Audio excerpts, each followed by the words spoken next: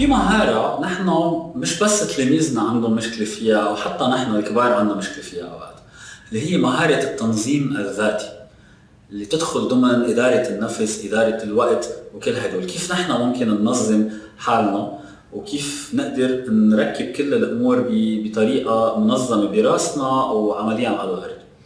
للأسف تلاميذنا حتى مش عندهم مثال أعلى، يعني بيطلعوا على الأستاذ، بيطلعوا على أهلهم، بيطلعوا هذا، بيلاقوا على طول هن عم يشتغلوا عم يتعبوا، على طول عم يشتغلوا عم يتعبوا، ما عم بيلاقوا مثلا حدا مبسوط بالطريقة اللي عم يشتغل فيها، مقسم وقته مزبوط، بيعرف امتين يشتغل، امتين يرتاح، امتين يلعب، امتين يدرس. كل هدول مش عم بيكون موجود عنده. هدول من إذا بدكم من المهارات يلي ما بيتعلمها الطالب هو بالمدرسة للأسف. في بعض المدارس بتعطي دروس أو بتعطي نشاطات كرمال تعلمهم كيف ينظموا حالهم وينظموا وقتهم، بس بتكون خاصة بهذا الموضوع بشكل عام. ما بيعطوا أنشطة مثلا بالرياضيات لها علاقة بالتنظيم الذاتي، أو مثلا ما بعرف بالفيزياء أو باللغة العربية كيف ينظم حاله. نحن لما نيجي نقول تنظيم ذاتي نحكي على أكثر من نقطة، بس خليني ركز شوي على اللي هو بيشبه تنظيم الوقت. أولاً لنختبر إنه إذا كان عندي طالب أعطيته أنا نشاط، أول شغلة بهذا النشاط لأقدر أعلمه أنا كيف ينظم حاله ويظبط حاله، لازم يكون هذا النشاط طويل الأمد. طويل الأمد أكثر من أسبوع أسبوعين، يعني النشاط بحد ذاته بياخد هالقد وقت.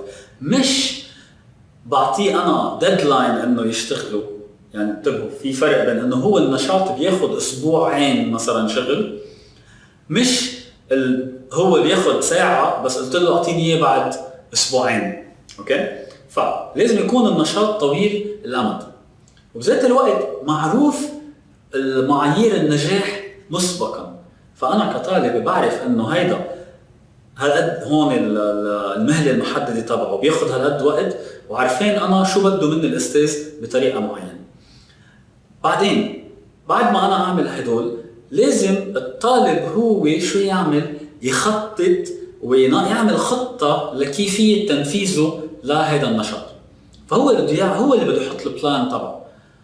إذا إجا الأستاذ وحط له إياها قال له بدك تعمل هيك هيك هيك هيك، فأنا ما بكون عم نميله لهذا الطالب مهارة ما بكون عم نميله مهارة إدارة الوقت مثلا أو التنظيم الذاتي، لأنه أنا بعلمه كيف يتبع التعليمات. أنا بدي هو يلي يطلع فيها، لأنه لما يتخرج ويفوت على سوق العمل، لما يفوت حيشتغل مع مجموعات وحيعمل كتير قصص، والمدير تبعه حيقول له تفضل بدي هذا المشروع بهالوقت، أنت شو بدك تعمل.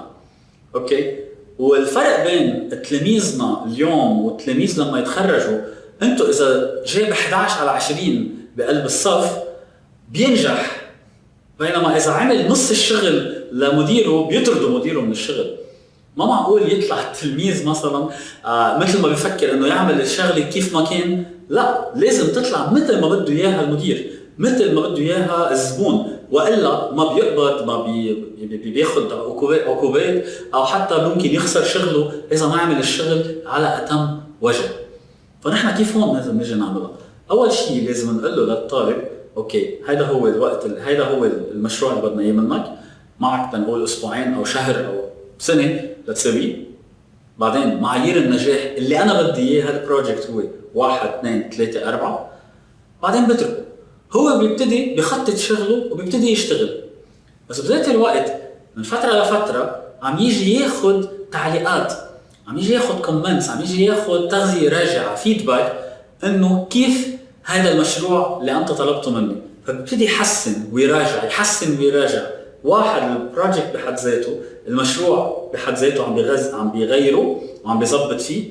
وتاني شيء حتى الطريقه اللي عم يشتغل فيها، لانه ممكن هو يجي يكون لما عمل الخطه قال انه انا بدي اشتغل 3 ساعات كل يوم، وبعد اسبوع لقى انه ما بيقدر يشتغل 3 ساعات كل يوم، فصار غير الطريقه، صار يشتغل ساعه كل يوم مثلا، ويزيد بالويك اند يقعد يشتغل اكثر. فكل هدول بيجوا يلعبوا دور. فانا هون شو اللي لازم اجي اعمله لما بدي اعمل نشاط ينتج مهاره التنظيم الذاتي؟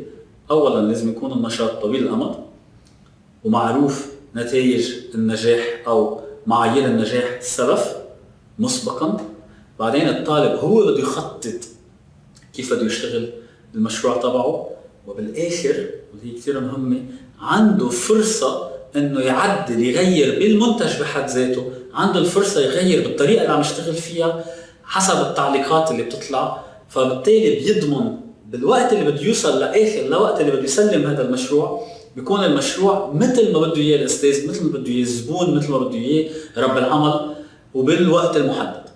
فهي مهاره التنظيم الذاتي.